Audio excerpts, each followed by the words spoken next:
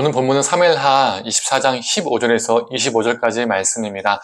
우리 사무엘하 마지막 본문입니다. 우리 함께 읽도록 하겠습니다.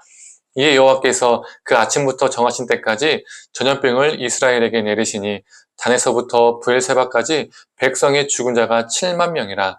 천사가 예루살렘을 향하여 그의 손을 들어 멸하려 하더니 여호와께서 이 재앙 내리심을 뉘우치사 백성을 멸하는 천사에게 이르시되 족하다. 이제는 내 손을 거두라 하시니 여호와의 사자가 여부수 사람 아라우나의 타작마당 곁에 있는지라.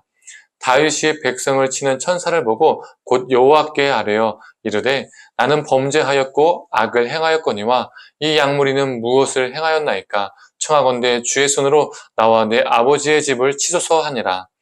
이날에 갓이 다윗에게 이르러 그에게 아뢰되 올라가서 여부수 사람 아라우나의 타작마당에서 여호와를 위하여 제단을 쌓으소서 하매 다윗이 여호와께서 명령하신 바 갓의 말대로 올라가니라.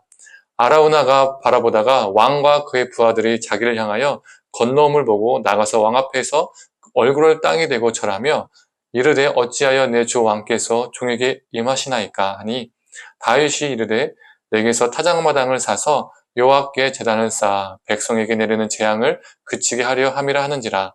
아라우나가 다윗에게 아뢰되 원하건대 내 주 왕은 좋게 여기시는 대로 취하여 드리소서.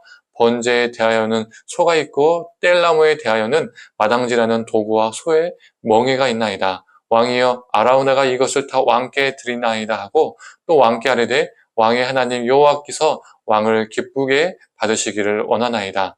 왕이 아라우나에게 이르되 그렇지 아니하다. 내가 값을 주고 내게서 사리라. 값없이는 내 하나님 여호와께 번제를 드리지 아니하리라 하고 다윗이 은 50세겔로 타작마당과 소를 사고 그곳에서 여호와를 위하여 제단을 쌓고 번제와 화목제를 드렸더니 이에 여호와께서 그 땅을 위한 기도를 들으심에 이스라엘에게 내리는 재앙이 그쳤더라. 아멘. 아침 묵상을 들으시는 모든 성도님들에게 하나님의 은혜가 있기를 간절히 소망합니다. 어제 아침 묵상에서도 나누었듯이 다윗은 인구조사를 대대적으로 벌였습니다. 거의 10개월가량 조사를 했죠. 그 인구조사를 하던 중에 다윗은 갑자기 무엇인가 잘못되었다는 것을 깨달았습니다. 즉 자신의 죄를 깨달았던 것이죠. 그때 갓 선지자가 다윗에게 나타나 하나님의 징계에 관한 3가지 선택사항을 이야기합니다. 첫 번째가 7년의 기근, 두 번째가 3달의 원수에게 쫓김, 그리고 마지막으로 3일의 전염병의 이야기를 하게 됩니다. 이스라엘에게 임한 징계는 전염병이었습니다. 이 전염병이 시작되어 아직 끝나지 않았는데도 15절에는 이미 몇 명이 죽었다고 기록되어 있습니까? 7만 명입니다. 7만 명. 다윗은 백성의 수를 파악하여 자신의 군사력의 힘을 확인하고 과시하고 자랑하고 싶어 했습니다. 그러나 한 번에 하나님의 치심으로 7만 명이나 되는 수많은 백성들이 순식간에 죽었습니다. 수를 자랑하려고 했으나 하나님이 치시니까 그 수가 사라진 거죠. 자신이 자랑하고 싶어 했던 것, 하나님이 거두어 가시면 다 사라지는 겁니다. 돈, 명예, 학벌, 수많은 스펙, 건강, 인맥 등등등등 우리가 자랑하고 과시하고 하는 그 모든 것들 하나님이 거두어 가시면 사라집니다. 그래서 그것들은 진정으로 우리가 자랑할 대상, 자랑할 주체가 되지 못합니다. 우리가 무엇을 자랑해야 됩니까? 주 안에서 오직 주님만을 자랑하는 것입니다. 다윗은 백성의 죽음 앞에서 이렇게 고백합니다. 17절의 말씀을 제가 표준 세번역으로 읽어보겠습니다. 그때 다윗이 백성을 쳐 죽이는 천사를 보고 주께 아뢰었다. 바로 내가 죄를 지은 사람입니다. 바로 내가 이런 악을 저지른 사람입니다. 백성은 양떼일 뿐입니다. 그들에게는 아무런 잘못도 없습니다. 나와 내 아버지의 집안을 쳐 주십시오. 이 고백이 무엇을 보여주고 있습니까? 이게 바로 하나님이 원하시는 왕의 모습입니다. 하나님이 원하시는 왕의 모습은 어떤 모습이냐면 칼을 의지하는 왕이 아닙니다. 군사의 수를 의지하는 왕이 아닙니다. 하나님이 원하시는 왕은 백성들의 고통을 자신의 고통으로 받아들이고 백성들 위해서 중보하는 왕입니다. 하나님은 자신을 희생하여서 백성을 살리고자 하는 왕, 그러한 왕을 원하십니다. 다윗은 자신의 죄악으로 인하여 이 재앙이 내려서 백성들이 죽어가고 있음을 진심으로 고통스러워했습니다. 자기의 죄악 때문이라고 자기를 대신 벌해달라고 하나님께 애절하게 기도했죠. 하나님은 이러한 다윗의 기도를 들으시고 아라우나의 타작마당에서 제단을 쌓으라고 말씀하셨습니다. 아라우나는 소와 땔감을 대가 없이 주어서 이 제사를 드리게 하려고 했지만 다윗은 이러한 아라우나의 제안을 거절합니다. 그의 선한 배려를 무시한 것이 아니라 하나님의 진노를 멈추고 이스라엘을 회복시킬 수만 있다면 어떠한 대가도 치르겠다라는 다윗의 결단이었던 것이죠. 그만큼 다윗은 절박했다는 겁니다. 다윗이 이 아라우나의 타작마당에서 제단을 쌓고 번제와 화목제를 드림으로써 재앙은 그쳤습니다. 다윗은 고대근동의 이방 군주의 모습에서 다시 하나님이 원하시는 왕의 모습으로 돌아왔습니다.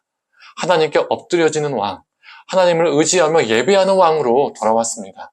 오늘 본문을 보면서 하나님은 이 시대 속에서 어떠한 사람을 찾으실까, 그리고 우리가 어떠한 사람이 되길 원하실까라고 생각을 해보게 됩니다.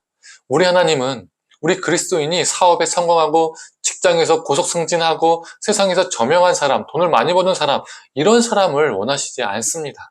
세상적 형통의 기준을 그대로 교회로 가지고 와서 교회 안에서 형통한 사람이라고 인정받는 사람, 그런 사람을 하나님이 원치 않으십니다.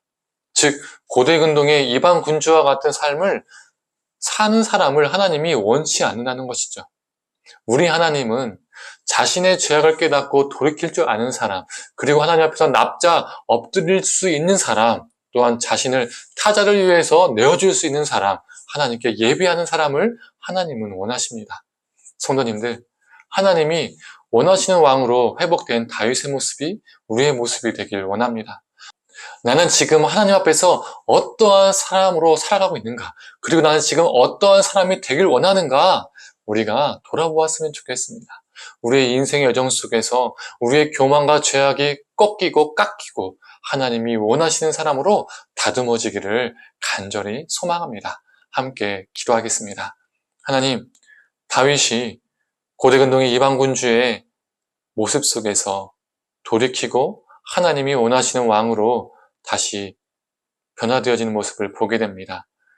백성의 고통을 함께 아파하는 왕, 백성을 위해서 중보하는 왕, 그리고 죄악을 깨닫고 하나님 앞에서 납작 엎드리고 예배하는 왕, 그 왕의 모습으로 돌아왔음을 보게 됩니다. 하나님께서도 이 시대 속에서 우리가 어떠한 모습으로 어떠한 사람이 되기를 원하시는지 우리가 늘 돌아보며 살게 하여 주시옵소서. 정말 저명하고 부를 가지고 있고 정말 높은 사람이 되는 것이 하나님이 원하시는 것이 아니라 정말 우리의 죄악을 깨닫고 돌이키고 하나님 앞에서 납작 엎드리고 예배하고 정말 이 땅을 위해서 중보할 수 있는, 우리 자신을 내어줄 수 있는 그러한 존재로 살게 하여 주시옵소서. 그러한 존재가 하나님이 원하시는 모습임을 기억하면서 하루하루 살게 하여 주시옵소서. 모든 걸 감사드리며 사랑에 많으신 예수님의 이름으로 기도드립니다. 아멘.